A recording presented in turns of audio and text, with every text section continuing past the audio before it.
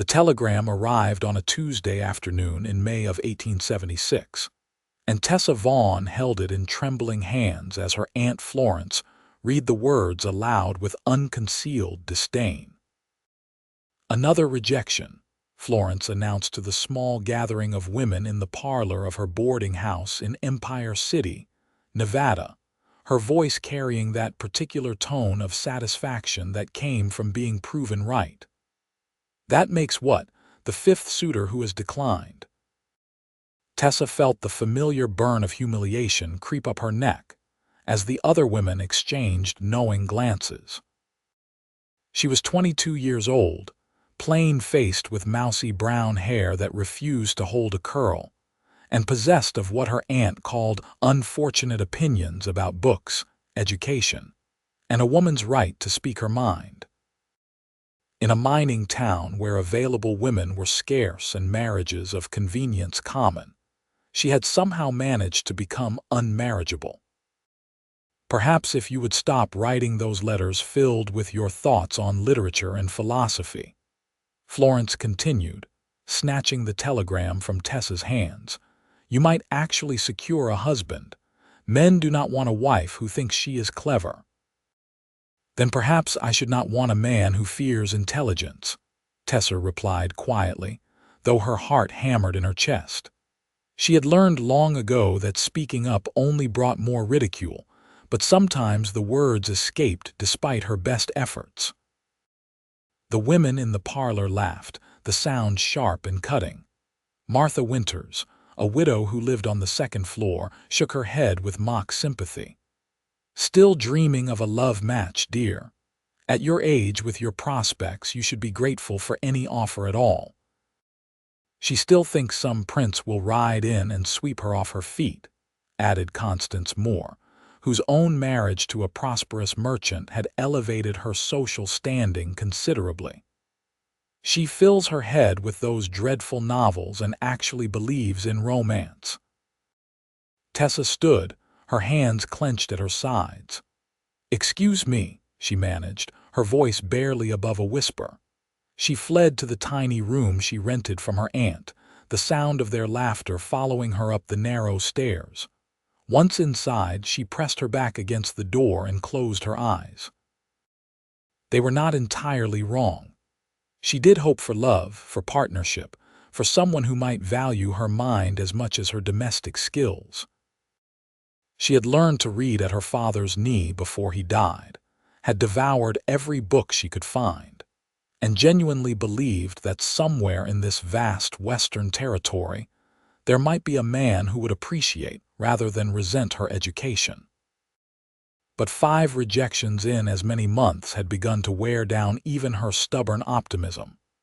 She had placed an advertisement in several Western newspapers, presenting herself honestly, educated, plain, seeking a partnership based on mutual respect.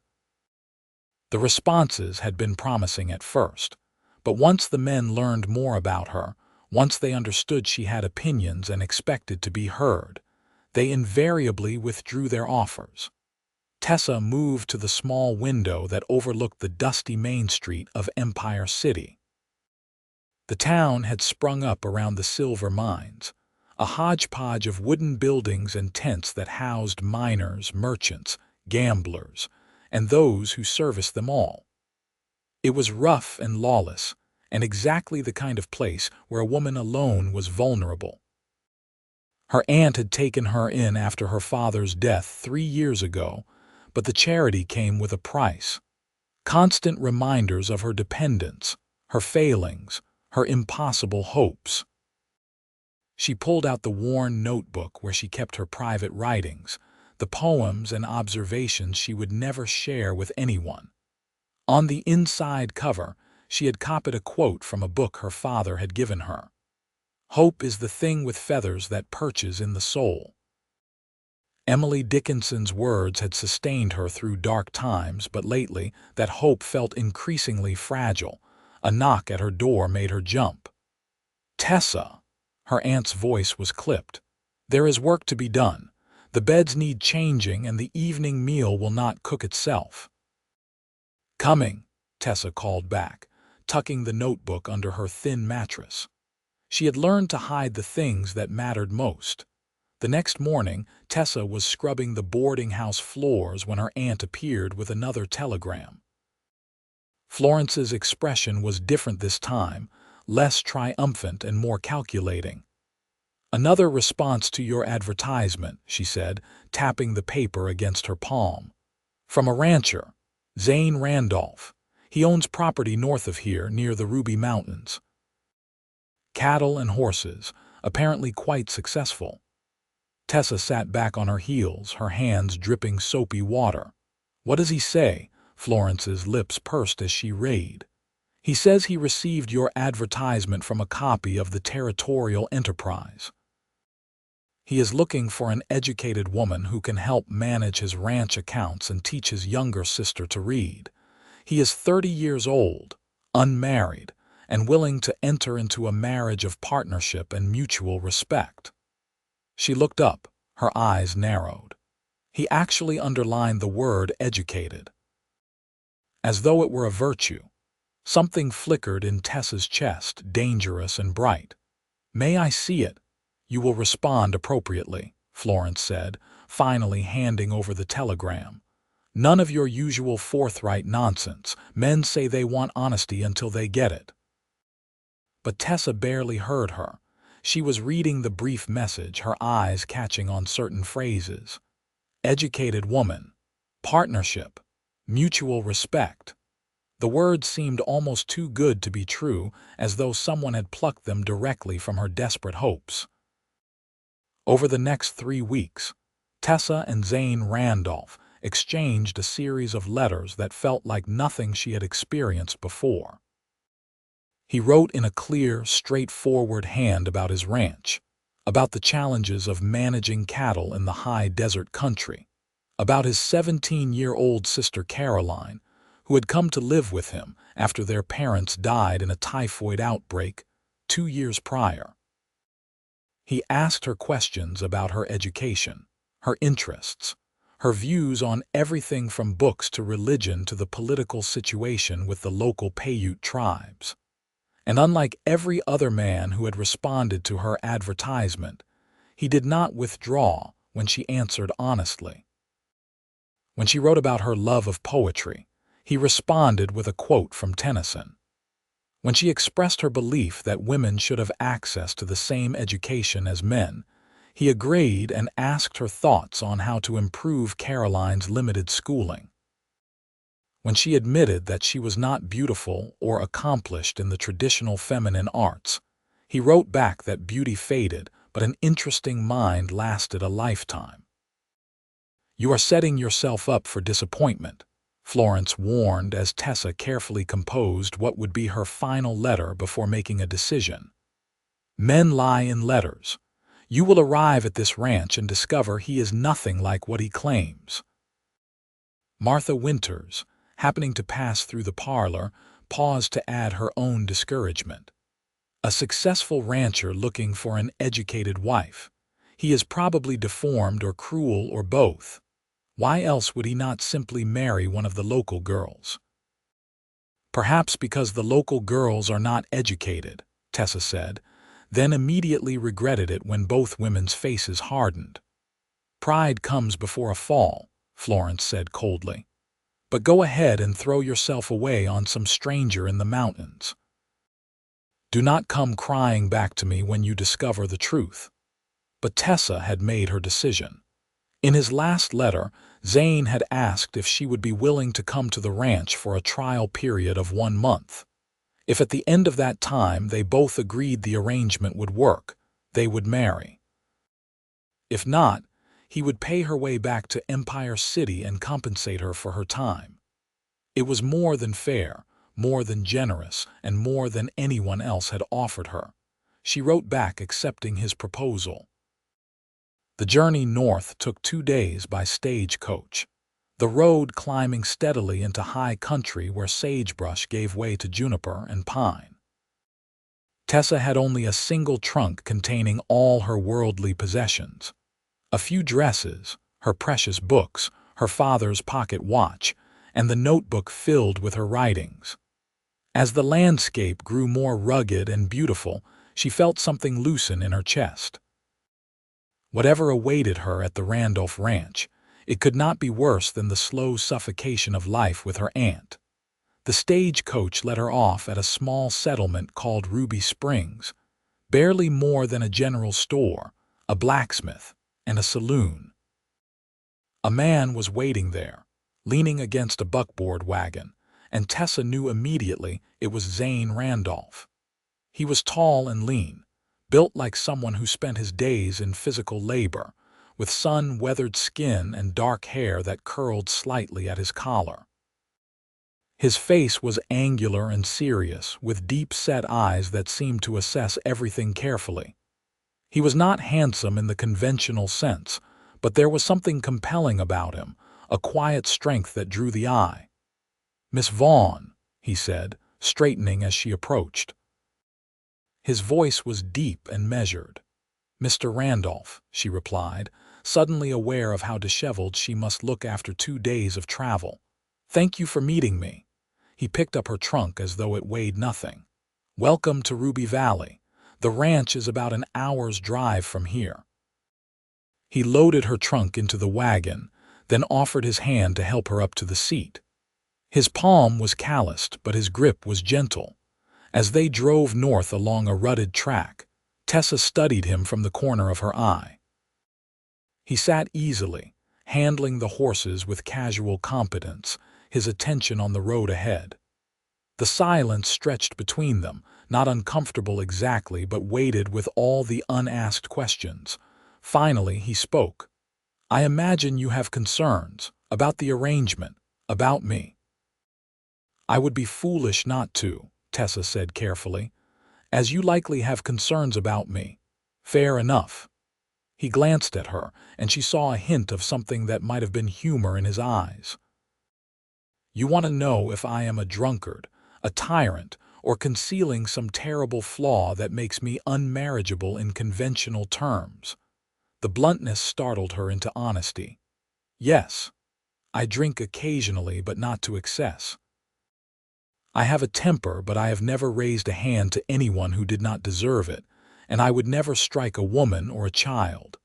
As for terrible flaws, I am stubborn. I spend too much time working, and I have very little patience for foolishness." He paused.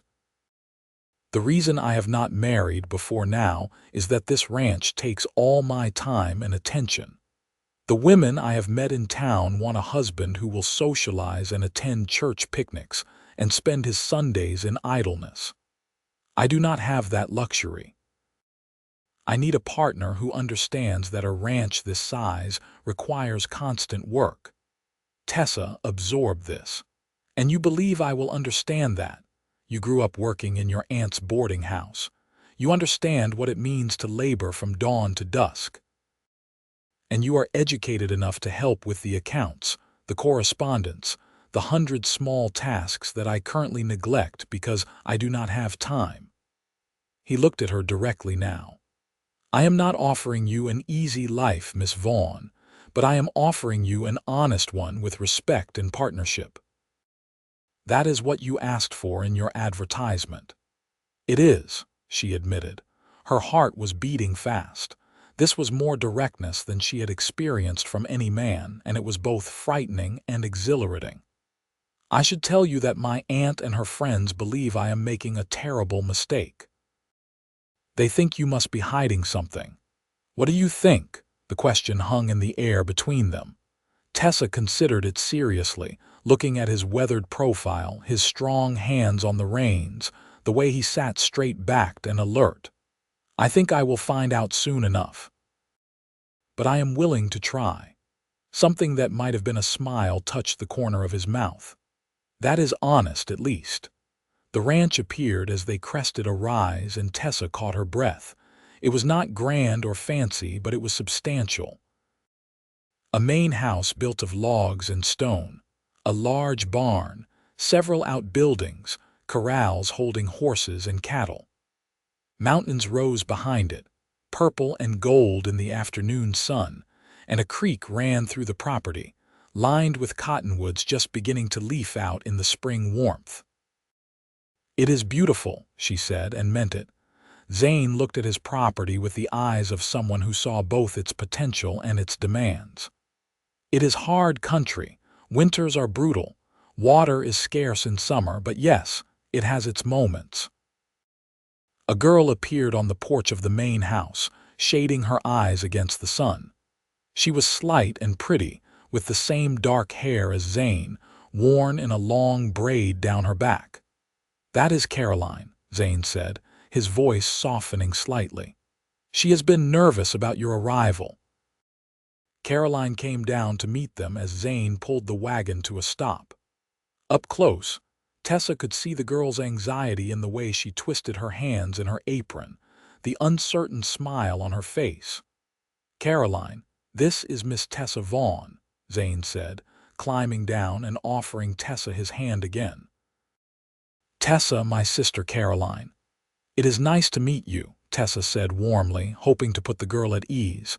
"Your brother has told me much about you in his letters." Caroline's eyes widened. "He has. Good things, I hope.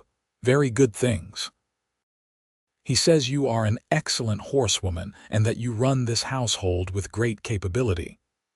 The girl flushed with pleasure. "He is being kind. I try my best, but there is so much I do not know. I never learned proper reading or writing. Our mother started to teach me, but then she got sick, and after she passed there was no one." She glanced at Zane apologetically. "Zane does his best, but he is always so busy with the ranch." "That is going to change," Zane said firmly.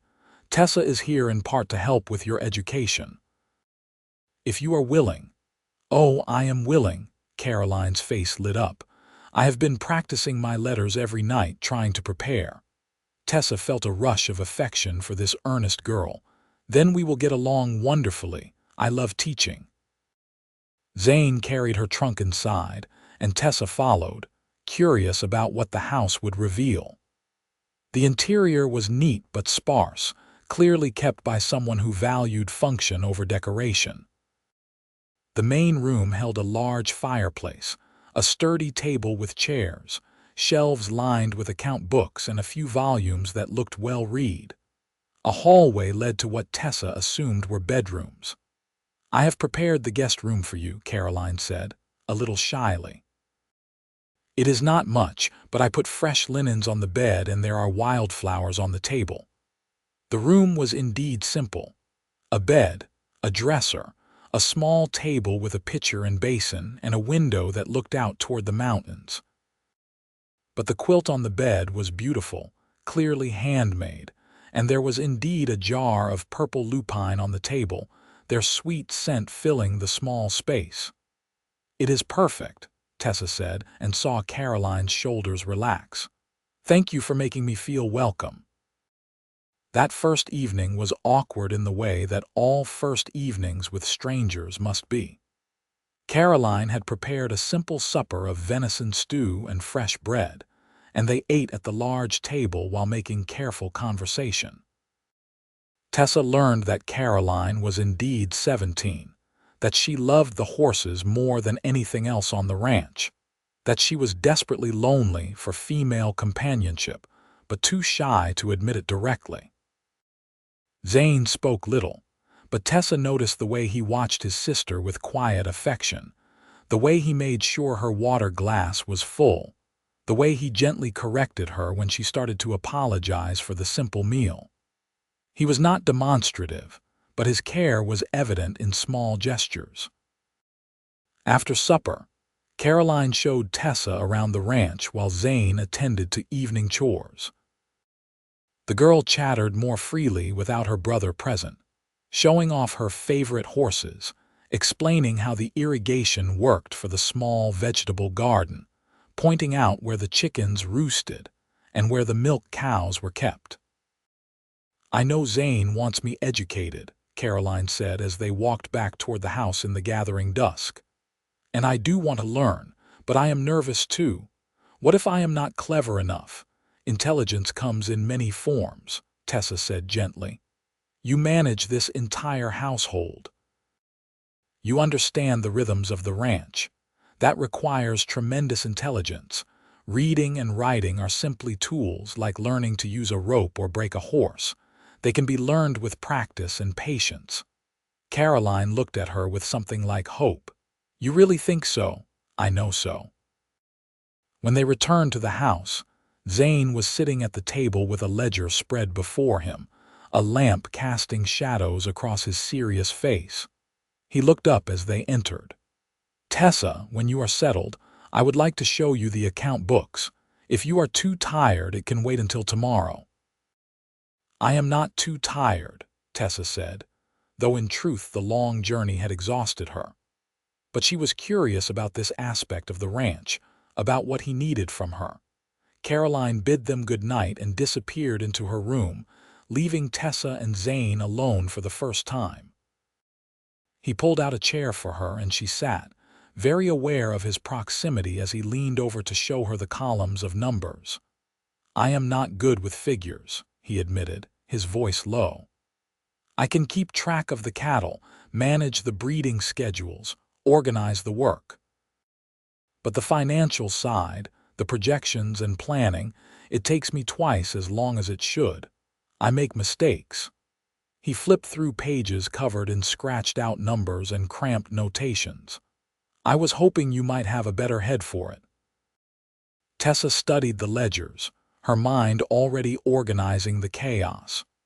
Her father had been a bookkeeper before his death, and he had taught her the principles of accounting. She could see immediately where Zane had made errors, where columns did not balance, where he had confused debits and credits. I can help with this, she said, feeling that dangerous flutter of hope again. To be needed, to be useful in a way that mattered, was more than she had dared to expect. It will take some time to reorganize, but yes, I can manage the accounts. She looked up and found him watching her with an expression she could not quite read. Relief, perhaps, or something more complicated. Thank you, he said quietly. That is one less thing to keep me awake at night. The intimacy of the moment caught her off guard. They were alone in the lamplight, sitting close enough that she could see the fine lines around his eyes, the dark stubble on his jaw, the way his shoulders seemed to carry a weight that never quite lifted. He smelled of leather and horses and the outdoors, not unpleasant, just unfamiliar. I should let you rest, he said, straightening abruptly as though he too had felt the shift in the air. Tomorrow I will show you the rest of the operation. You should understand what you are getting into before you make any final decisions. That seems fair, Tessa managed, standing as well. They faced each other awkwardly in the lamplight, neither quite sure of the proper etiquette for this strange situation. Good night, Miss Vaughn, he said formally. Good night, Mr. Randolph, and thank you for bringing me here. Whatever happens, I am grateful for the opportunity. Something flickered in his eyes, there and gone too quickly to identify. We shall see if you still feel that way after a week of ranch life. Alone in her room, Tessa sat on the edge of the bed and took stock of her situation. She was in the middle of the Nevada high country, miles from the nearest town, living with two strangers who might become her family, or might send her back to Empire City in failure. Everything about this was mad and risky and completely unlike her normally cautious nature. But she could not stop smiling. The work began in earnest the next morning. Tessa woke to the sound of roosters crowing and the distant lowing of cattle. Through her window, she could see Zane already out in the corrals, working with a young horse that clearly did not want to be saddled. He moved with patient persistence, never rushing, never forcing, just steady pressure until the animal accepted the unfamiliar weight. By the time Tessa had dressed and made her way to the kitchen, Caroline had breakfast ready. Eggs from their chickens, bacon from their smokehouse, bread from yesterday's baking. The girl was clearly nervous about her cooking, watching anxiously as Tessa took her first bite. It is delicious, Tessa said honestly, and Caroline beamed. Zane came in as they were finishing. his hair damp from the pump outside, his shirt clinging to his shoulders. He nodded to them both, poured himself coffee, and downed it standing up. "I have to ride out to check the northern fence line," he said. "Should be back by early afternoon.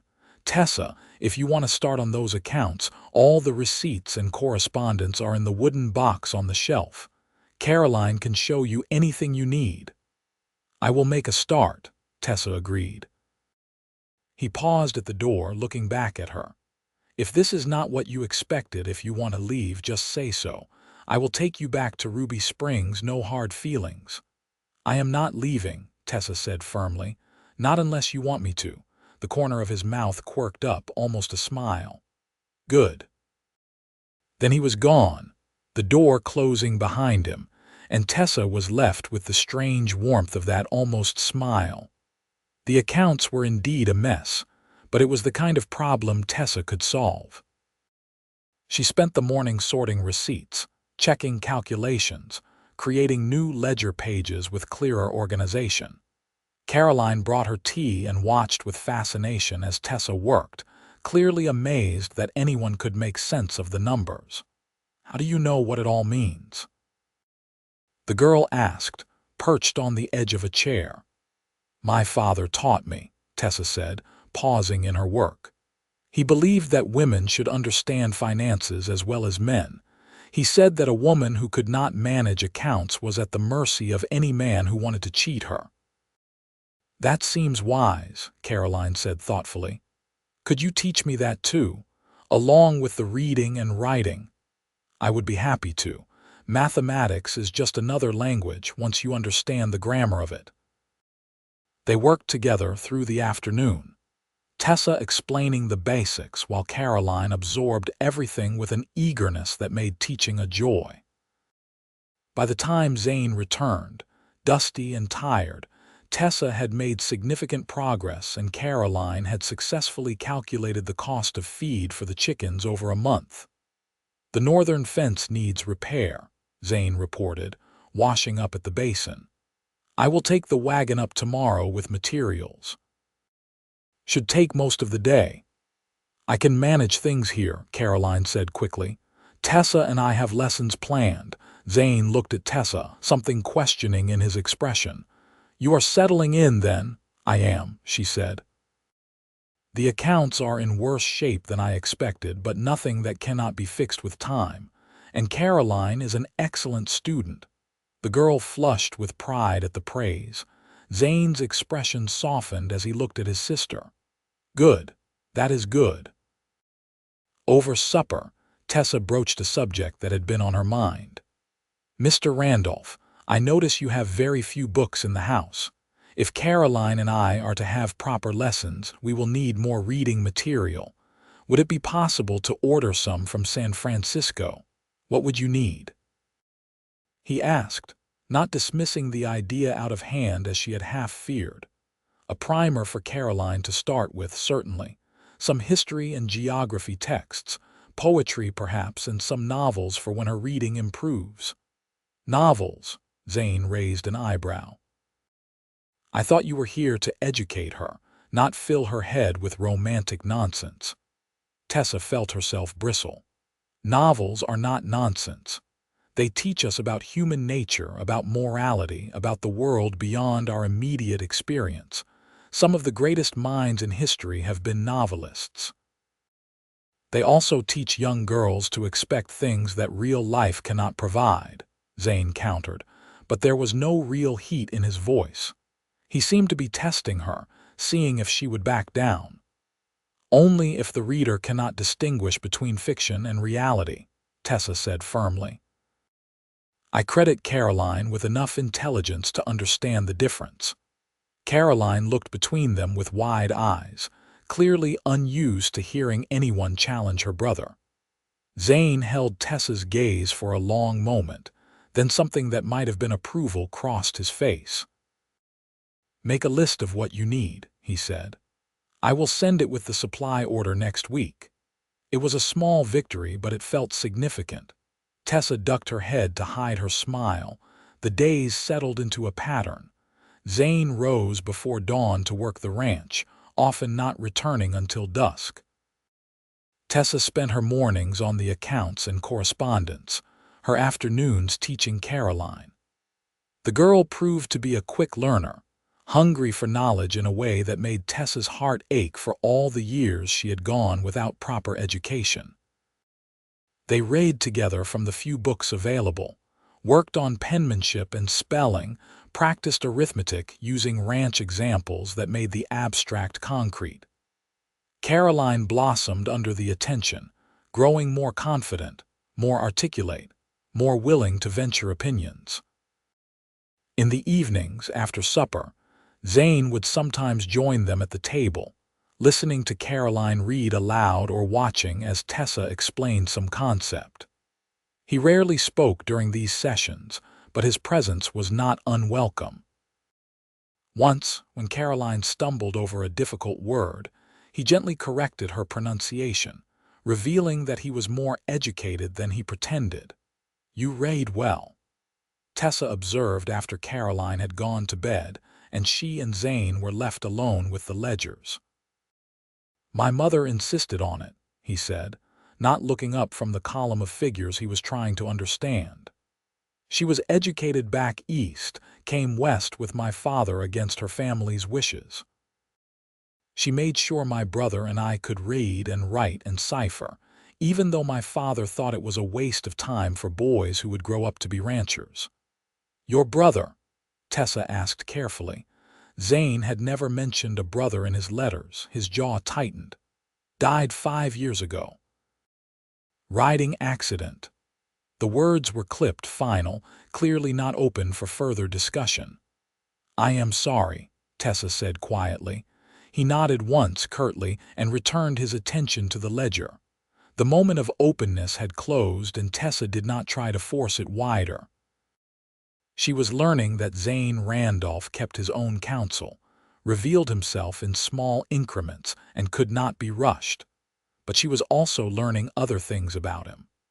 The way he always made sure there was firewood stacked by the house before winter set in, even though it was only May.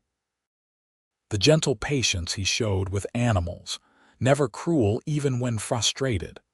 The way he listened when Caroline chattered about her day, giving her his full attention even when he was clearly exhausted. The quiet pride he took in his land, his stock, the thing he was building. And she was learning something else, something that both thrilled and terrified her. She was starting to care for him. It happened in small moments.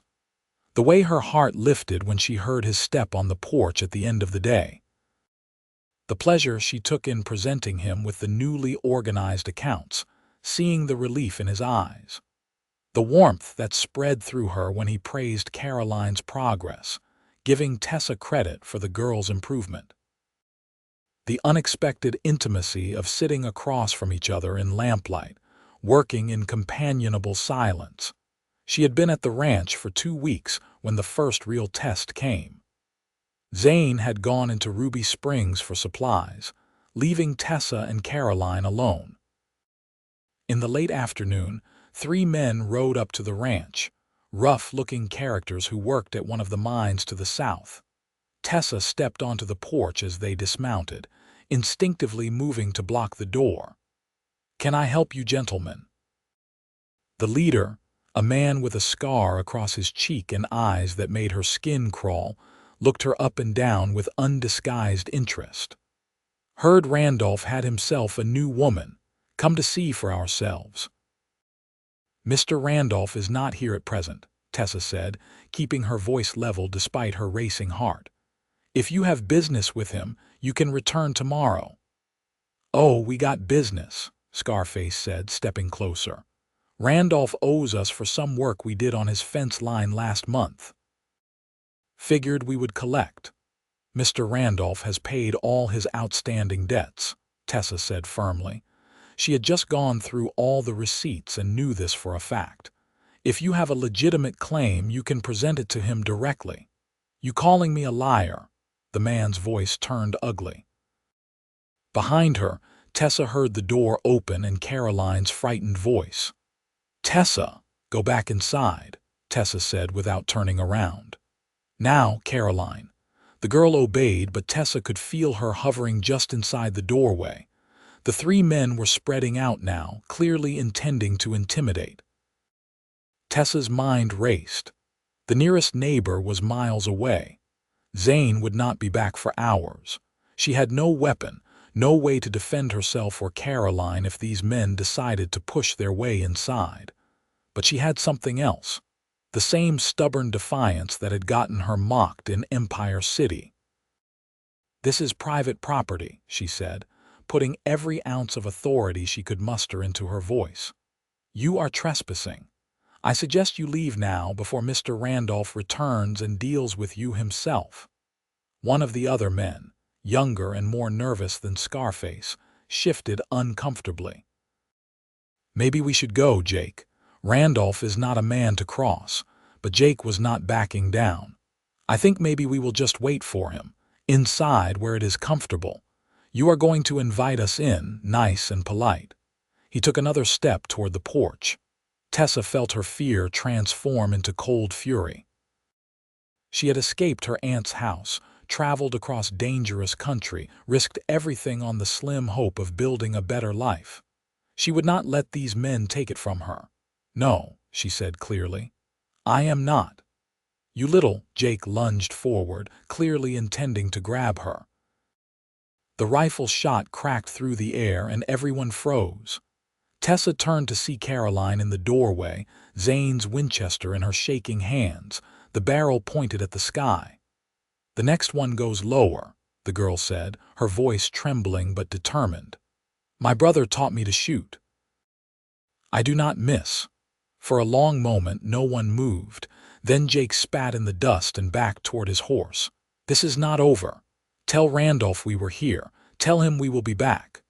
The three men mounted and rode off at a gallop, leaving a cloud of dust in their wake. As soon as they were out of sight, Caroline lowered the rifle, her hands shaking so badly she nearly dropped it. Tessa rushed inside and took the weapon from her, setting it carefully aside before pulling the girl into a fierce embrace. "That was incredibly brave and incredibly foolish," she said, feeling Caroline shake against her. "You could have been hurt." "They were going to hurt you," Caroline said, her voice muffled against Tessa's shoulder. "I could not let them." They held each other until the shaking stopped. Then Tessa made tea with steady hands while they waited for Zane to return. When he finally arrived, Tessa told him everything that had happened, watching his face grow progressively darker. "Jake Mullins," he said, the name like a curse. "He has been trouble before. I fired him 2 months ago for stealing. I should have known he would come back." He looked at Caroline with a mixture of pride and fear. "You should not have risked yourself." "She saved us both," Tessa said firmly. "She was magnificent." Zane pulled his sister into a rough embrace, then released her and turned to Tessa. "I should not have left you alone. I did not think—" He stopped, running a hand through his hair in frustration. "This is exactly why I needed someone here, someone capable. Someone who would not fall apart in a crisis." "We managed," Tessa said, though her heart was still racing. "But what happens now? Will they come back?" "Not if I can help it." Zane's voice was grim. "I will ride into Ruby Springs tomorrow and have a word with the sheriff. And I will make it clear to Mullins that if he sets foot on this property again, he will regret it." That night, Tessa could not sleep. Every sound made her jump. Every shadow seemed threatening. She finally gave up and wrapped a shawl around her shoulders, padding quietly into the main room. To her surprise, Zane was there, sitting in the dark with his rifle across his lap. "I am keeping watch," he said quietly when he saw her. "Just in case." "May I sit with you?" she asked. He nodded, and she settled into the chair across from him. For a while, they sat in silence, the only sound the ticking of the mantel clock and the occasional call of a night bird. "I am sorry," Zane said finally. "You should not have had to face that alone. If something had happened to you or Caroline because of my carelessness—" "It was not carelessness," Tessa interrupted. "You could not have known, and we handled it." "You did." He looked at her in the moonlight filtering through the window, his expression unreadable. "You were brave. Foolishly brave, standing up to 3 men like that. But brave." "I was terrified," Tessa admitted. "But I was also angry. I have spent my whole life being pushed around, being told I was not good enough, being mocked for hoping for better. I was not about to let those men take this from me." "This?" Zane asked quietly. Tessa gestured around them, encompassing the house, the ranch, the new life she was building. "All of it. The chance to be useful, the chance to teach Caroline, the chance to be somewhere I am valued for what I can do rather than judged for what I lack." Zane was quiet for a long moment. Then he said, "You are valued here, more than you know." The words hung in the air between them, weighted with meaning Tessa was almost afraid to examine. She looked at him, this serious man with his careful words and his quiet strength, and felt her heart do something complicated in her chest. "The month is almost up," Zane said, his voice rough. "The trial period we agreed to, you could leave. Go back to Empire City or somewhere else, somewhere safer." "Is that what you want?" Tessa asked, hardly breathing. "No." The word was immediate, certain. "But I want you to have the choice. I want you to stay because you want to, not because you feel obligated." Tessa stood, crossed the space between them, and held out her hand. Zane looked at it for a moment, then carefully set the rifle aside and took her hand in his. His palm was warm and calloused, familiar now after weeks of small touches, brief moments of contact. "I want to stay," she said clearly. "I want to marry you if the offer still stands. I want to make this my home and Caroline my sister and build something real here." Zane stood, still holding her hand, and for a moment Tessa thought he might kiss her. But instead he raised her hand to his lips and pressed a kiss to her knuckles, a gesture that was somehow more intimate than anything else could have been. "Then stay," he said simply. "Be my wife, be my partner, be exactly who you are, and that will be enough." Tessa felt tears prick her eyes, the good kind, the kind that came from relief and joy and the sudden lifting of a burden she had carried for so long. "When?" she managed. "As soon as you want. Tomorrow, if you like. There is a preacher in Ruby Springs." "Tomorrow seems hasty," Tessa said, a laugh escaping despite everything.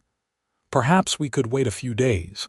Give Caroline time to prepare, to feel part of it." "A week, then," Zane said. "We will make it official. You will be Tessa Randolph." The name sounded right, like something she had been waiting to hear her whole life. "Tessa Randolph," she repeated, testing it on her tongue. "Yes." They stood there in the moonlight, hands clasped, and Tessa felt the last of her fear fade away. Whatever challenges lay ahead, they would face them together. The week before the wedding was a flurry of activity. Caroline threw herself into preparations with an enthusiasm that made Tessa's heart swell. The girl picked wildflowers and filled every available jar with them, cleaned the house until it sparkled, and insisted on baking a proper cake, even though she had never attempted such a thing before. Tessa worked on a dress, altering the best one she owned with lace she found in a trunk that had belonged to Zane's mother. It was not the elaborate white confection a society bride might wear, but it was pretty and practical, suitable for a ranch wedding. Zane was mostly absent during the preparations, dealing with ranch business and, Tessa suspected, making his own arrangements. The day before the wedding, he rode into town and returned with a small package that he would not let her see. "Tomorrow," he said, a hint of a smile playing at his lips. "You can wait one more day." The wedding took place on a bright June morning, with the preacher from Ruby Springs officiating and Caroline as the witness. Tessa wore her altered dress with wildflowers in her hair, and Zane wore a new shirt that Caroline had clearly bullied him into buying. They stood on the porch of their house. the mountains rising behind them, and spoke their vows with the morning sun warming their faces. "I promise to be your partner," Zane said, holding both her hands in his and looking into her eyes with an intensity that made her breath catch. "To value your mind and respect your choices. To build this life with you, not in spite of you. To honor you for exactly who you are." Tessa's voice shook as she made her own promises, words about partnership and respect and choosing each other every day. When the preacher pronounced them husband and wife, Zane cupped her face in his hands and kissed her with a gentleness that spoke of careful restraint, of years of keeping himself under control now barely leashed. Caroline cheered and threw wildflower petals over them, laughing with pure joy. They shared the cake she had made, which was lopsided but delicious, and spent the afternoon in a kind of giddy celebration that felt entirely new to Tessa. This was what a family felt like, she realized. This sense of belonging, of being chosen, of being home. That night after Caroline had gone to bed, Zane gave Tessa the package he had brought from town. Inside was a beautiful leather-bound journal, the pages thick and creamy, completely blank. "For your writing," he said, watching her reaction carefully. "Caroline mentioned that you keep a notebook, that you write poetry and observations. I thought you might like something better than scraps of paper." Tessa stared at the journal, her throat tight. No one had ever given her something so perfectly suited to her, so clearly chosen with care and attention. "How did you know?" "I pay attention," Zane said simply. "I see you, Tessa, all of you, not just the parts that are useful to me. I see the woman who loves words and ideas, who writes in secret because she has been told it is foolish. It is not foolish. It is part of what makes you extraordinary." Tessa set the journal down carefully and turned to face her husband, this man who had given her more than just safety and security. He had given her the freedom to be herself. She reached up to touch his face, feeling the roughness of his jaw, the warmth of his skin. "Thank you," she whispered. "Thank you for taking a chance on a stranger," Zane replied, "for coming all this way on nothing but hope." "It was good hope," Tessa said, and kissed him. Their wedding night was tender and awkward and sweet, two people learning each other in the dark, discovering the landscape of intimacy with careful attention. Zane was patient and gentle, attuned to her inexperience, making sure she felt safe even in vulnerability. Tessa had been nervous, but with him, she felt only cherished. Afterward, they lay tangled together in the bed that was now theirs, and Zane traced patterns on her shoulder with his fingertips. "I did not think I would marry," he admitted into the darkness. "After my parents died, after my brother, I thought I would just work this ranch until I was too old to ride. I did not think about partnership or companionship. I did not think I needed it. What changed?" Tessa asked, her head on his chest, listening to the steady beat of his heart.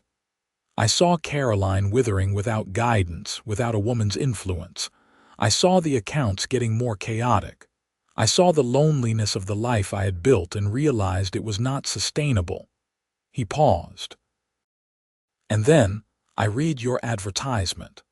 The way you wrote about wanting partnership and mutual respect, about valuing education and intellectual companionship. It was like you had looked into my mind and written down exactly what I did not know I needed."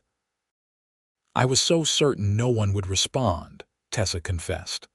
"Or that the responses would be lies, men saying what they thought I wanted to hear. When your letters kept coming, when you did not withdraw after I was honest about who I was, I started to hope, and my aunt and her friends mocked me for it. They said I was setting myself up for heartbreak." Zane pulled her closer. "They were wrong. They were," Tessa agreed, smiling against his skin. "So very wrong. The summer months passed in a blur of work and joy."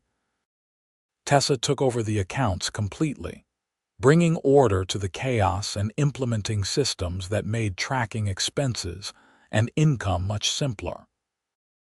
She discovered she had a talent for negotiation, securing better prices for their cattle and getting discounts from suppliers that Zane had simply accepted as fixed costs. Caroline's education advanced rapidly. By August, the girl was reading novels on her own, working through complex mathematical problems, and beginning to study geography and history. She had also become Tessa's shadow and confidante, the sister Tessa had never had. And Tessa's relationship with Zane deepened in ways that continually surprised her. He was not demonstrative in public, but in private moments, he showed his affection in countless small ways. A hand at the small of her back as they walked. The way he brought her coffee in the morning, prepared exactly as she liked it. The nights he read aloud to her from the new books they had ordered, his deep voice turning poetry into music. They worked side by side, partners in the truest sense. When a summer storm threatened the herd, Tessa rode out with Zane and Caroline, helping to drive the cattle to higher ground. When a difficult decision needed to be made about selling off some stock, Zane consulted her opinion and genuinely listened to her reasoning. When she struggled with a particularly stubborn column of figures, he would look over her shoulder and sometimes spot the error she had missed.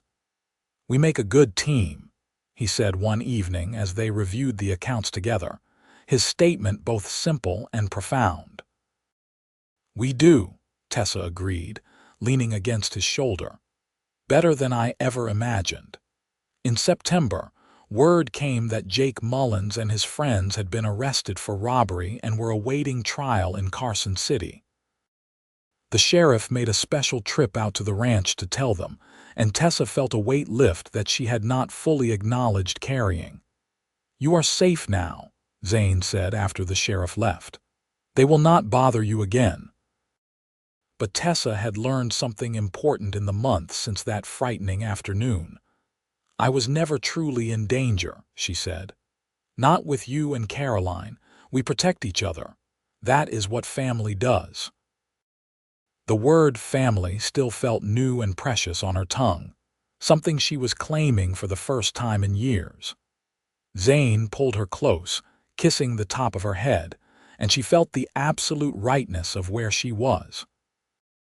As autumn painted the mountains in gold and red, Tessa discovered she was pregnant. She had suspected for a few weeks but had not said anything, wanting to be certain. When she finally told Zane, he went very still, his hand coming to rest on her still flat stomach with a reverence that made her eyes sting. "A baby," he said, his voice rough with emotion. "Our baby." "Are you happy?" Tessa asked, suddenly uncertain. They had never discussed children, had been too focused on the immediate challenges of building their life together. "Happy does not begin to cover it," Zane said, cupping her face and kissing her with a passion that left no doubt about his feelings. "You have given me so much already. Now this." Caroline was thrilled at the news, immediately beginning to plan for the baby's arrival with an enthusiasm that was both touching and overwhelming. She wanted to know everything about babies, about pregnancy, about what would be needed. Tessa found herself teaching Caroline about things her own mother had never had the chance to explain, grateful for the opportunity to prepare the girl for her own future. The winter was indeed brutal, as Zane had warned. Snow piled high against the house, and there were days when they could not get to the barn without ropes to guide them through the blinding white. But inside, the house was warm and full of life. Tessa worked on the accounts, wrote in her journal, and read everything she could find about childbirth and infant care. Caroline continued her studies and helped prepare the small room next to the main bedroom as a nursery. Zane worked from dawn to dusk, keeping the stock alive, making sure they had enough feed, checking constantly for signs of illness or injury in the herd. In the evenings, they gathered around the fire, and Tessa would read aloud while Caroline knitted tiny garments, and Zane carved a cradle from cedar wood, his big hands surprisingly delicate as he shaped the wood into something beautiful and functional. "I want to write to my aunt," Tessa said one night in January, looking up from her book. "To tell her about the baby." Zane glanced at her, his expression neutral. "You do not owe her anything, I know, but I want her to know that I was right to hope. That the life she mocked me for wanting, I found. I want her to know that I am happy." "Then write to her," Zane said. "But do not expect her to be happy for you. Some people cannot bear to see others succeed where they predicted failure." Tessa wrote the letter carefully, describing her life on the ranch, her marriage, Caroline's progress, the coming baby. She kept her tone pleasant and factual, resisting the urge to gloat or be petty. When she was done, she felt a sense of closure, as though she were finally releasing the last hold her old life had on her. The reply came 6 weeks later, delivered by the supply wagon that made its rounds even in winter. Florence's letter was terse and cold, acknowledging the news without warmth or congratulation. She made several pointed comments about Tessa's naivety and predicted that the hardships of ranch life would soon wear away her happiness. She did not ask to visit or suggest she would like to meet the baby. Tessa read the letter once, then folded it and put it away. "She has not changed," she told Zane. "Did you expect her to?" he asked gently. "No, but I had to try. I had to close that door properly." Zane pulled her into his arms, one hand splaying protectively over her swelling belly. "You have a family now. You do not need her approval or her blessing." And she did not. She had Zane, whose quiet strength and genuine respect had shown her what partnership truly meant. She had Caroline, bright and eager and loving. She had a home, work that fulfilled her, and a future full of promise. The mocking voices from her past had been proven wrong in every possible way. The baby came in early April, during a late spring snowstorm that turned the world white and hushed. Tessa's labor was long and difficult, and there were moments when she was genuinely frightened. But Zane stayed with her through it all, holding her hand, supporting her back, murmuring encouragement even when she was too exhausted to respond. The midwife from Ruby Springs had arrived just before the storm hit, and it was her capable hands that finally brought the baby into the world. A boy, red-faced and squalling, perfect in every way. "A son," Zane said, his voice breaking as he held the tiny bundle. "We have a son." They named him Zachary Thomas, after both his grandfathers, and he became the center of their universe. Tessa had never imagined the fierce, consuming love she would feel for this tiny human. Caroline was besotted, spending hours just watching the baby sleep, eager to help with every aspect of his care. "He is perfect," Caroline whispered one afternoon, holding her nephew with careful reverence. "I cannot believe how perfect he is." "Neither can I," Tessa agreed, watching her sister-in-law with the baby. "Thank you for being here, Caroline. I do not know what I would do without you." The girl looked up, tears shining in her eyes. "You gave me a family. You taught me that I could learn, could be more than I thought. You gave me a brother who smiles now, who seems lighter than he has in years. That baby is my nephew, but you are my sister. I am the one who should be thankful." Tessa reached out and pulled Caroline into an embrace, the baby between them, and felt the truth of those words settle into her bones. This was family. This was home. This was the life she had hoped for and been mocked for believing possible. As summer returned, bringing warmth and green to the high country, Tessa found herself thinking about the journey that had brought her here. The telegram that had seemed like another rejection. The aunt who had predicted failure.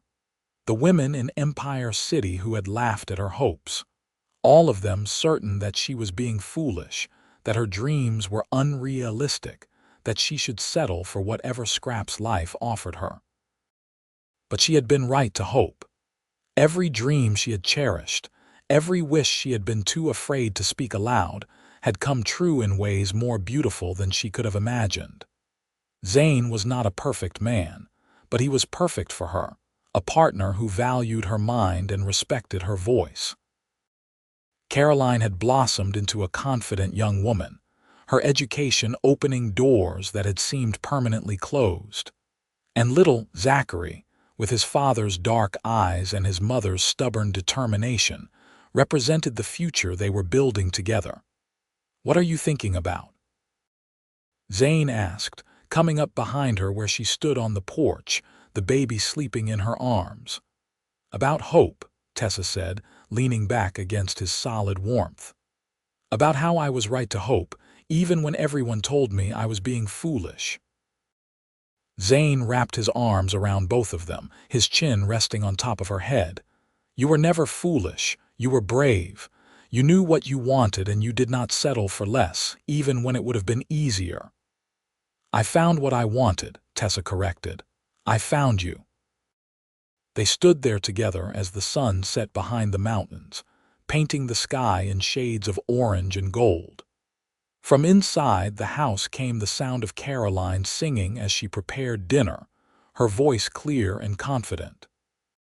The cattle lowed in the distance, the chickens scratched in their yard, and somewhere a horse whinnied. All the sounds of their life, their home, their family. "You ever regret it?" Tessa asked quietly. "Answering my advertisement, taking a chance on a strange woman who wanted impossible things." Zane turned her to face him, careful not to disturb the sleeping baby. His eyes, those serious eyes that had seemed so intimidating on their first meeting, were warm with love. "Never. Not for a single moment. You are the best decision I ever made." He kissed her then, soft and sweet, a promise and a celebration and a homecoming all in one. And Tessa, who had once been mocked for hoping, who had been told her dreams were childish and unrealistic, knew with absolute certainty that she had found exactly what she had been looking for. The years passed with the rhythm of ranch life, each season bringing its own challenges and rewards. Zachary grew into a sturdy boy with his father's quiet determination and his mother's love of learning.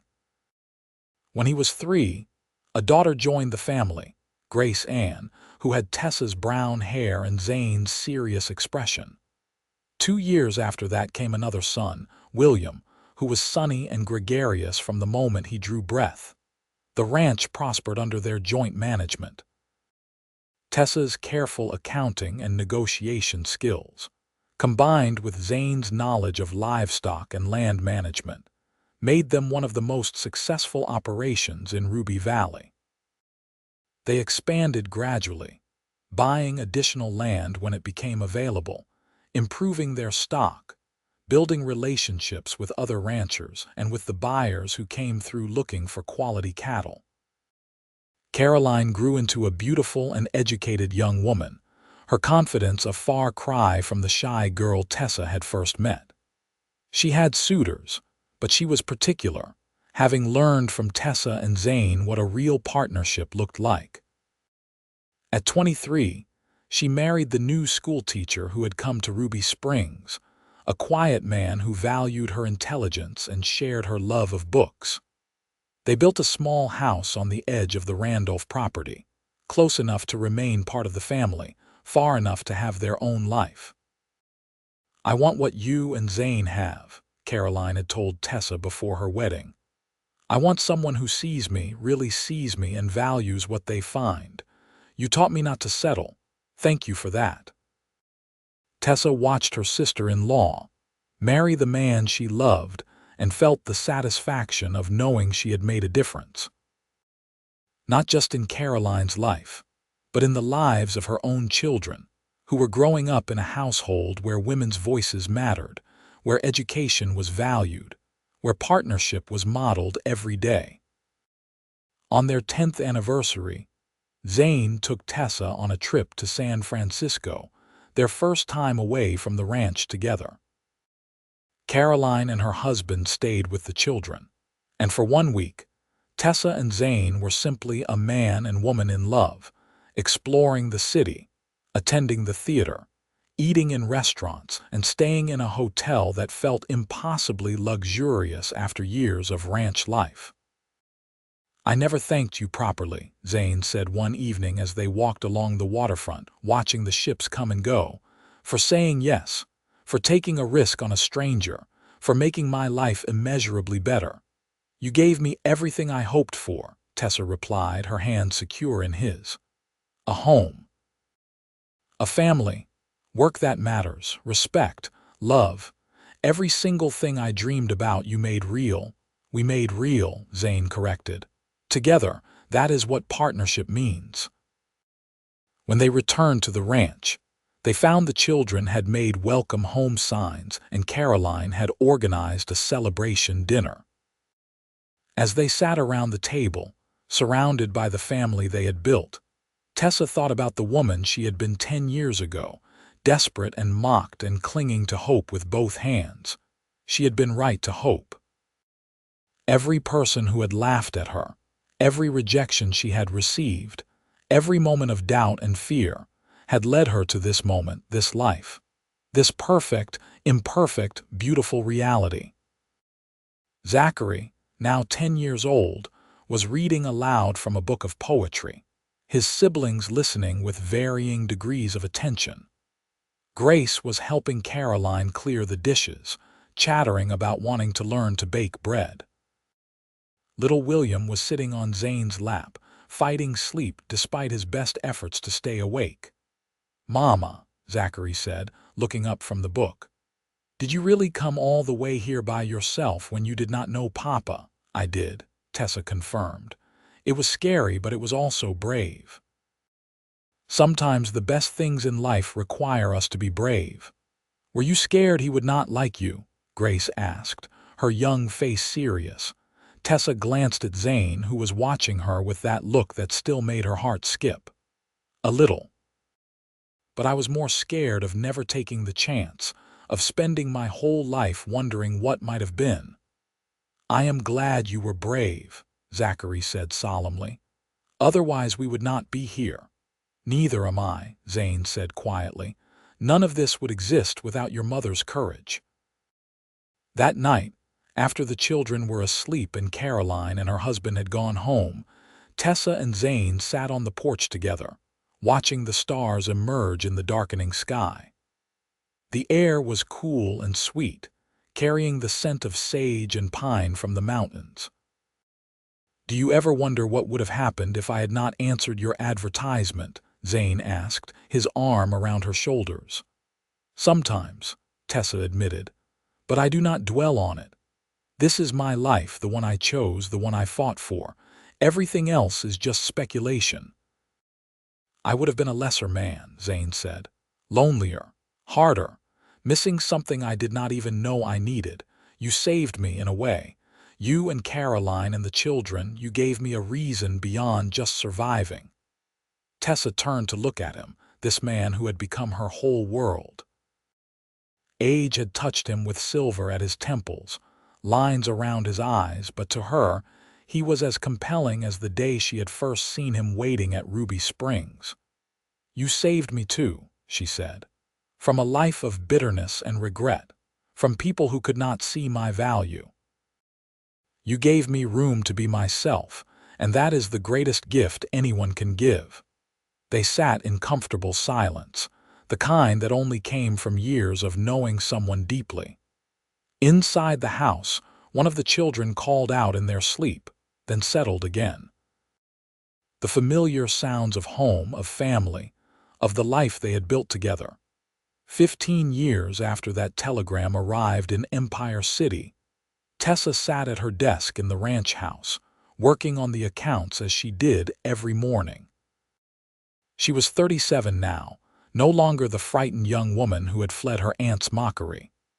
Her hair had some gray in it, her hands were work-roughened, and her face bore the marks of years lived fully in sun and wind.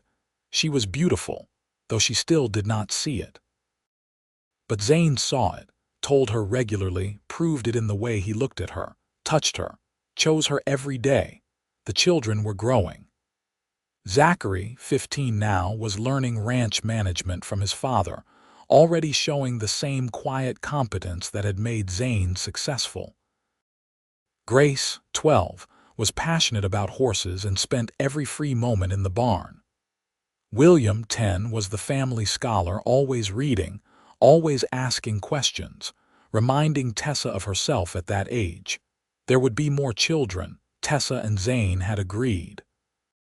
Their family felt complete now, rich and full and exactly right. But there would be grandchildren someday, and the ranch would continue, passed down through generations who would grow up knowing that love and partnership and mutual respect were not just ideals but daily reality. A letter arrived that afternoon, brought by the supply wagon. Tessa recognized the handwriting immediately, her Aunt Florence. It had been years since they had corresponded, their communication reduced to occasional perfunctory notes. But this letter was different. Florence was ill, dying according to the doctor, and she wanted to see Tessa one more time. There was no apology in the letter, no acknowledgement of the past cruelty, just a simple request. Tessa showed the letter to Zane that evening. "I do not know if I should go," she admitted. "Part of me feels nothing for her, but part of me wonders if I would regret not saying goodbye." "What does your heart tell you?" Zane asked, his hand covering hers. Tessa thought about it, really examined her feelings. "That I have moved beyond needing her approval or her apology. That I am complete without her blessing. But also that she is old and dying and alone, and perhaps that is punishment enough for the way she treated me." "Then go," Zane said. "Make peace if you can, but remember that you do not owe her anything. You became who you are despite her, not because of her." Tessa made the journey to Empire City alone, leaving the family in Caroline's capable hands. The town had not changed much, still rough and dusty, still full of the restless energy of a mining community. But Tessa had changed. She walked through the streets with her head high, confident in her place in the world. Florence's boarding house was shabbier than Tessa remembered, or perhaps she had just grown accustomed to the comfortable ranch house. Her aunt was in bed, pale and wasted, barely recognizable as the formidable woman who had once controlled Tessa's life with sharp words and sharper judgments. "You came," Florence said, her voice a shadow of its former strength. "I came," Tessa agreed, sitting in the chair beside the bed. They talked for a while, Florence asking questions about the ranch, the children, Tessa's life. For the first time, she seemed genuinely interested rather than looking for ammunition for criticism. Finally, as the afternoon light faded, she said what she had clearly been building toward. "I was wrong about you," Florence said, the words clearly difficult. "About your hopes, your dreams. I told you that you were foolish, that you would fail, but you did not." "No," Tessa said quietly, "I did not." "I think I was jealous," Florence continued, staring at the ceiling. "I married young for security rather than love. My husband was not kind. When he died, I was relieved. I built this boarding house and convinced myself I was better off alone, that love was a fairy tale for fools. And then you came, with your books and your hopes and your stubborn belief that you deserved better, and I hated you for it, for believing in something I had stopped believing in years before." Tessa felt something shift in her chest, not forgiveness exactly, but understanding. "I am sorry you did not find happiness. I am sorry I tried to steal yours," Florence said, and now there were tears on her weathered cheeks. "You were right to hope, right to believe. I wish I had told you that then, had encouraged you instead of mocking you. Perhaps if I had, we could have had a real relationship." "Perhaps," Tessa said. She reached out and took her aunt's hand, thin and fragile now, all its power gone. "But I am grateful anyway. Your mockery made me determined. Your certainty that I would fail made me work harder to succeed. In a strange way, you helped shape me into someone who would not give up." Florence laughed weakly. "That is generous of you, more generous than I deserve." "It is the truth," Tessa said. "I am not angry anymore. I have too much to be grateful for to waste time on anger." She stayed with Florence for 3 days, until the end came peacefully in the early morning. She arranged for the burial, settled the few affairs there were to settle, and felt the final tie to her old life slip away. When she boarded the stage back to Ruby Valley, she looked out the window at the town that had once been her whole world and felt only relief that she had escaped it. Zane was waiting at Ruby Springs when the stage arrived, and the sight of him, solid and real in hers, made Tessa's eyes sting. She climbed down and walked into his arms, breathing in the familiar scent of him, feeling home settle around her shoulders like a warm blanket. "Are you all right?" he asked, his hand stroking her back. "I am," Tessa said truthfully. "It is over. That part of my life is finally, completely over. And I am ready to focus on the life I have now, the one that matters." They drove home together, Tessa's hand in Zane's, talking about the children, the ranch, the 100 small details of their shared life. When the ranch came into view, the house golden in the afternoon sun, Tessa felt her heart lift with pure joy. The children came running to meet them, all talking at once, demanding to know about her trip, showing her things they had made or discovered in her absence. Caroline was there too, her own baby daughter on her hip, smiling with the contentment of someone who had found her own happy ending. That night, after dinner and stories and tucking the children into bed, Tessa sat at her desk and opened the leather journal Zane had given her so many years ago. It was nearly full now, pages covered with poems, observations, the everyday miracles of her life. She turned to a fresh page and began to write. "There was a time when I was mocked for hoping," she wrote, her pen moving steadily across the page.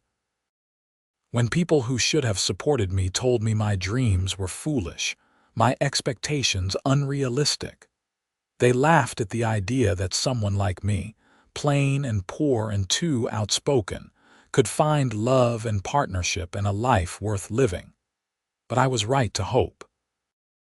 Every dream I held close, every wish I was too afraid to speak aloud, came true. Not through magic or luck, but through courage and work, and the extraordinary grace of finding the right person at the right time. My husband values my mind as much as my domestic skills. My children are growing up in a home where intelligence is celebrated and voices are heard. My sister-in-law has become my dearest friend. My life is full of purpose and love, and the daily satisfaction of building something meaningful. I was mocked for hoping. But the rancher made every hope I had come true." She set down her pen and looked around the room, at the evidence of her life scattered everywhere. Books on the shelves, children's drawings pinned to the wall, accounts waiting to be balanced, Zane's jacket hanging by the door. All the beautiful, mundane, precious details of a dream realized. Zane came in, ready for bed, and paused when he saw her writing. "Working late. Just finishing a thought," Tessa said, closing the journal. She stood and went to him, slipping her arms around his waist, resting her head against his chest. "Thank you." "For what?" he asked, his arms coming around her automatically. "For seeing me, for valuing me, for making my hopes real." Zane tipped her face up, looking into her eyes with all the love and partnership and respect that had sustained them through 15 years of marriage. "You made them real. You were brave enough to hope, brave enough to take a chance, brave enough to build this life. I was just smart enough to recognize what I had found and hold on tight." He kissed her, and Tessa kissed him back, pouring into it all her love, her gratitude, her joy.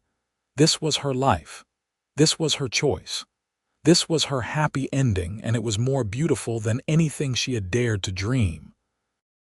Outside, the stars wheeled overhead, the mountains stood eternal, and the high desert wind sang through the sagebrush. Inside, a family slept, safe and loved and complete.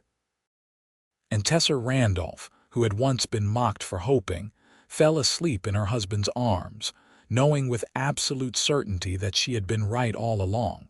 Hope was not foolish. Hope was not naive. Hope was the thing that had led her here to this perfect, imperfect, utterly real life. And every person who had mocked her, every voice that had told her to give up, had been proven spectacularly, gloriously wrong. The years continued to unfold in Ruby Valley, each one adding layers to the life Tessa and Zane had built together. Their children grew into remarkable adults, each carving their own path while remaining connected to the ranch and the values they had been raised with. Zachary married at 23, bringing home a practical woman named Sarah who fit seamlessly into the family. They built a house on the northern section of the property and began raising their own family, working the ranch alongside Zane. Grace surprised everyone by becoming a veterinarian, one of the first women in Nevada to do so, traveling between ranches to care for livestock. William went to university and became a teacher, but he returned every summer to help with the ranch work and to visit the family he adored. Caroline's family grew as well, adding to the extended network of cousins and in-laws and friends who made up their community. The small settlement of Ruby Springs grew into a proper town, with a school where William eventually taught, a church where families gathered, businesses that thrived on the prosperity of the surrounding ranches. And through it all, Tessa and Zane remained at the center, the foundation on which everything else was built. Their love did not dim with time but deepened, becoming something richer and more complex than the tentative partnership they had started with. They had weathered droughts and harsh winters, economic downturns and personal losses, the everyday challenges of raising a family and running a ranch. But they had weathered it together, and that made all the difference. On their 25th anniversary, Zane took Tessa riding up into the Ruby Mountains, to a meadow he had discovered years ago but never shown her.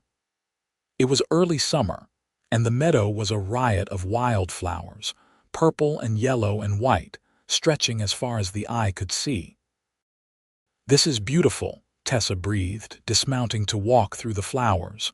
"Why have you never brought me here before?" "I was saving it," Zane said, his eyes on her rather than the landscape. "For the right moment." He was 55 now, his dark hair mostly gray, his face deeply lined from years in the sun. But to Tessa, he was as handsome as ever, more so because she knew him so completely. She knew his morning routine, his favorite coffee mug, the way he hummed tunelessly when he was content. She knew his nightmares, his regrets, his deepest hopes. She knew him and she loved what she knew. "This is the right moment?" she asked, walking back to him. "This is perfect," Zane said. He took both her hands. 25 years ago, I was a man alone, convinced I would always be alone. I had convinced myself I did not need companionship, did not need love. And then you walked into my life with your stubborn hope and your brilliant mind and your refusal to settle for less than you deserved. And you changed everything. Tessa felt tears prick her eyes. "You changed everything for me too. I know we have said our vows," Zane continued, "made our promises, but I wanted to bring you here to this beautiful place and tell you again, I choose you, Tessa. Every day, every moment I choose you. I love you more now than I did on our wedding day, and I will love you more tomorrow than I do today. Thank you for being brave enough to hope. Thank you for choosing me." Tessa could not speak through the tears, so she showed him instead, pulling him close and kissing him with all the passion and tenderness of 25 years of partnership. They stood in the meadow of wildflowers, holding each other, and Tessa felt the perfection of the moment settle into her bones. This was what those women in Empire City had mocked her for believing in. This love, this partnership, this beautiful life. And she had been right. She had been right all along. They stayed in the meadow until the sun began to set, talking about everything and nothing, remembering the journey that had brought them here. When they finally rode back down the mountain, Tessa looked back at the meadow one more time, committing it to memory. "We will come back," Zane promised, seeing her backward glance. "Every anniversary," Tessa agreed, "for as long as we can ride." And they did. Year after year they made the journey to the meadow, marking the passage of time, celebrating the life they had built. When Tessa turned 50, she published a small book of her poetry, encouraged by William, who had connections in the publishing world. It was not a bestseller, but it was read and appreciated, and seeing her words in print was a dream she had not even known she had. When Zane turned 60, he finally agreed to let Zachary take over more of the day-to-day ranch management, though he could never quite stop working entirely. They spent more time traveling, visiting Grace in Virginia City, attending William's lectures, spoiling their growing collection of grandchildren. But they always returned to the ranch, to the house where their love story had begun, to the land they had worked and improved together. It was home in a way nowhere else could ever be. Tessa was 60 years old when she received a letter from a young woman in California. The girl had read Tessa's poetry and been moved by the theme of hope and perseverance that ran through it. She was in a situation similar to what Tessa had faced decades before. Unmarried, educated, mocked for her aspirations. She wanted advice. Tessa sat down at her desk, the same desk where she had worked on accounts and written in her journal and conducted the business of the ranch for 4 decades, and composed a careful reply. "Dear Emma," she wrote, "do not let anyone convince you that your hopes are foolish. Do not settle for less than you deserve. Do not silence your voice to make others comfortable. Be brave. Be honest. Be willing to take risks in pursuit of the life you truly want. The people who mock you are often those who have given up on their own dreams and cannot bear to see you succeed where they failed. Prove them wrong. I did, and my life has been more beautiful than I could have imagined." She sent the letter, then sat back, thinking about that frightened girl she had been, clutching a telegram and trying not to cry. How far she had come, how much she had built, how right she had been to hope. Zane found her there, lost in thought, and came to stand behind her chair, his hands on her shoulders. "What are you thinking about?" "About hope," Tessa said, covering his hands with hers. "About the girl I was and the woman I became, about how you made every dream I had come true." "We made them come true," Zane corrected, as he always did. "Together." "Together," Tessa agreed, tilting her head back to smile at him. They were old now, their hair gray, their movements slower than they once were.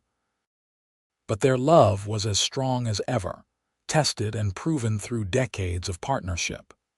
And when Tessa looked at her life, at the family they had raised, the ranch they had built, the community they had helped create, she knew with absolute certainty that she had been right to hope. Every person who had mocked her had been wrong. Every voice that had told her to lower her expectations, to settle, to stop dreaming, had been proven false. And the rancher who had taken a chance on a plain, outspoken woman with impossible dreams had made every single one of those dreams come true, and given her so much more besides. Tessa Randolph, once Tessa Vaughn, had lived a life worth living. She had loved and been loved in return. She had built something meaningful and lasting. She had proven that hope was not foolish but essential, not naive but necessary. She had been mocked for hoping, but she had been right all along, and that made all the difference.